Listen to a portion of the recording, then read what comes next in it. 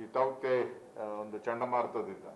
So ಅದಕ್ಕೂ ಮುಖ್ಯಮಂತ್ರಿಗಳ ಹತ್ರ ಮಾಡಿ ಶಾಶ್ವತ ಪರಿಹಾರ ಏನು ಕೊಟ್ಟು ಇಮಿಡಿಯೇಟ್ ಆಗಿ ಅದಕ್ಕೇನು ಪರಿಹಾರ ಸಿಗ್ಬೋದು ಅದನ್ನ ನಾನು ಮಾಡಿದ್ದೀನಿ. ನಿನ್ನೆನೂ ಕೂಡ ಮಂಗಳೂರಲ್ಲಾದಂಥ ಘಟನೆಗೆ ಅವರಿಗೆ 10 ಲಕ್ಷ ರೂಪಾಯಿ ಪರಿಹಾರವನ್ನ ಕೊಡಿಸಿದ್ದೀನಿ. ಅವರು ಸಮುದ್ರದಲ್ಲಿ ಯಾರು ಇದರಿಂದ ಅನಾಹುತದಿಂದ ತೀರೋಗಿದ್ದಾರೋ ಅವರು MRP ಗೆ ಹೇಳಿ MRP ಇಲಾಖೆಯಿಂದ ಅವರಿಗೆ 10 ಲಕ್ಷ ರೂಪಾಯಿ ಪರಿಹಾರ ಕೊಡ್ತಾ ಇದ್ದೀರಿ.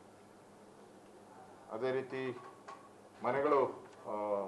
ಮನೆಗೆ ನೀರು ನುಗ್ಗದಂಥವ್ರಿಗೆ 10,000 ರೂಪಾಯಿ, ಮತ್ತೆ ಭಾಗಶಃ ಹಾನಿಯಾದವರಿಗೆ 1 ಲಕ್ಷ ರೂಪಾಯಿ, ಪೂರ್ತಿ ಮನೆ ಬಿದ್ದವರಿಗೆ 5 ಲಕ್ಷ ರೂಪಾಯಿ ಕೊಡುವಂತ ವ್ಯವಸ್ಥೆನೂ ಕೂಡ ಆದೇಶನೂ ಕೂಡ ನಾವು ಮಾಡ್ತಾ ಇದ್ದೀರಿ.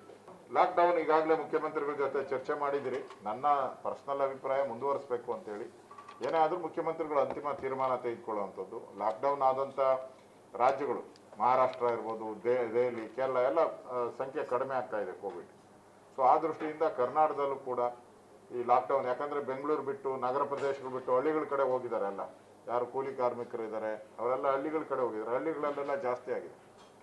ಅದರಿಂದ ಹಳ್ಳಿಗಳು ಕೂಡ ಹಳ್ಳಿಯ ಕಡೆಗೆ ನಮ್ಮ ವೈದ್ಯರು ಹೋಗ್ಬೇಕು ಅಂತ ಹೇಳಿ ಈಗ ಬೆಂಗಳೂರು ಗ್ರಾಮಾಂತರದಲ್ಲಿ ಒಂದು ಯೋಜನೆಯನ್ನ ತಂದಿದ್ದೀನಿ. ಪ್ರತಿ ತಾಲೂಕಲ್ಲೂ ಕೂಡ 15 ಜನ ಡಾಕ್ಟ್ರು, ಸುಮಾರು 40 ಜನ ನರ್ಸಿಂಗ್ ಸ್ಟಾಫು, ಒಂದೊಂದು ಜಿಲ್ಲೆಗಳಿಗೆ ಸುಮಾರು 15 ವೆಹಿಕಲ್ಗಳನ್ನ ಕಳಿಸ್ಕೊಡೋದು. ಪ್ರತಿ 2 ದಿನಕ್ಕೊಂದ್ಸರಿ ಹಳ್ಳಿಗೆ ಹೋಗಿ ಪರೀಕ್ಷೆ ಮಾಡಿ ಅವ್ರಿಗೇನು ಸಮಸ್ಯೆ ಇದೆ ಅದನ್ನ ರೋಗದ ಸಮಸ್ಯೆಯನ್ನ ಬಗೆಹರಿಸಬೇಕು ಮತ್ತು ಹೆಚ್ಚಿನ ಚಿಕಿತ್ಸೆಗಾಗಿ ಅವ್ರಿಗೆ ತಾಲೂಕು ಜಿಲ್ಲಾ ಆಸ್ಪತ್ರೆಗೆ ಅಡ್ಮಿಟ್ ಮಾಡುವಂಥ ವ್ಯವಸ್ಥೆಯನ್ನು ಮಾಡುವಂಥದ್ದಕ್ಕೆ ಈಗ ಚಾಲನೆ ಕೊಟ್ಟಿದ್ದೀನಿ ಪೈಲಟ್ ಆಗಿ.